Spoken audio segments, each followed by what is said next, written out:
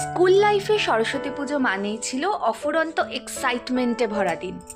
কত প্ল্যানিং, কত স্বপ্ন, কোন জামা পরবো, কার সাথে দেখা হবে, আর কতগুলো স্কুলে নেমন্তন্ন পত্র দিতে যাব। সেই ব্যস্ততাও ছিল আনন্দের, আর সেই দৌড় ঝাঁপেও ছিল প্রাণ।